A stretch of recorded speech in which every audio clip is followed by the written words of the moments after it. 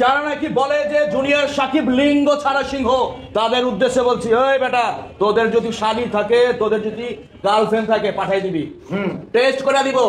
আজে বাজে কমেন্টস করবি না, একদম ভাটায় ফেলামু।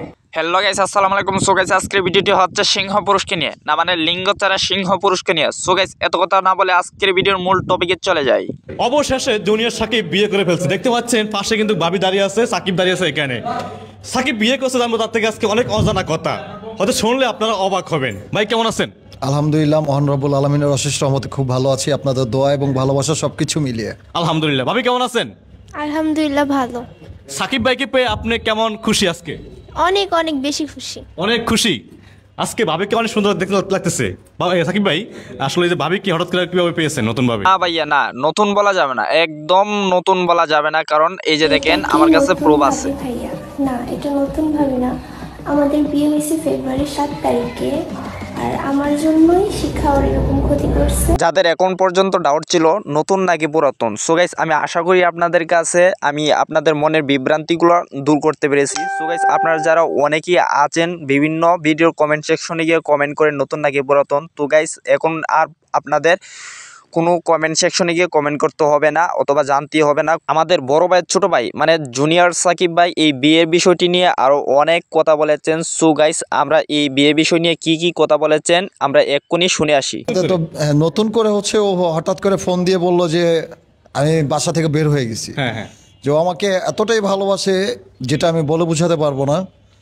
মানে এতদিন আসার জন্য অনেক চেষ্টা করছে কিন্তু আসতে পারে না। আমি অসুস্থ ছিলাম, ইভেন হচ্ছে ওর আম্মু অনেক গার্ড দিয়ে রাখছে ওরে, বাসা থেকে বের হইতে দিত না, কলেজে দিয়ে আসতো, তারপর হচ্ছে নিয়ে আসতো কলেজে গিয়ে। যার কারণে হচ্ছে পড়া টিচার আসছিল না, টিচার আসছিল ওই পড়াবে ওরে, এর মধ্যে হচ্ছে ও বাসা থেকে বের হয়ে মনে চলে আসছে এক ড্রেসে। সত্যি কথা? সত্যি নাকি? এক কাপড়ে চলে আসছে, দরজাটা খোলা ছিল, আমি ফোনটা শুধু নিয়ে চলে আসছি। আচ্ছা ঠিক আছে, বুঝলাম আপনি এক কাপড়ে চলে আসছেন, তো বিয়ে করছেন জুনিয়র সাকিবের সাথে, বাসুর তো করতেই হইব না? তো বাসুর করার সময় যে আমরা কাটা অংশটা দেখছি জুনিয়র সাকিবের লিঙ্গের কাটা অংশটা, তো লাড়াচাড়া দেওয়ার সময় যদি এই লিঙ্গের কাটা অংশটা ভিতরে চলে যায়, তো আপনি কি করবেন? এই ভিতরে যাওয়া অংশটাকে কেমনে বার করবেন? এই নিয়ে আমার একটি মন্তব্য আপনার কাছে রয়ে গেল। অনেকেই আপনাকে অনেক ধরনের খারাপ মানে বিয়া করে কমেন্টে এসে যে আসলে সাকিব ভাই আসলে কি সত্যি কি সুস্থ হয়েছে কিনা, সে যে বিয়ে করছে সুস্থ হয়েছে কিনা। আলহামদুলিল্লাহ সুস্থ।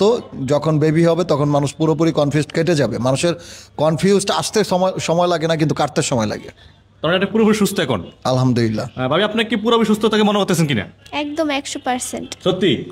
মানে প্রমাণটা হবে কিন্তু একটা সন্তান হওয়ার পরে, এখন কিন্তু প্রমাণ আমরা পাচ্ছি না কিন্তু। হয়ে যাবে ইনশাআল্লাহ। আপনি কি মনে করেন? হবে আমার মনে হয়, ও সুস্থ, আমার কাছে এটাই মনে হয়।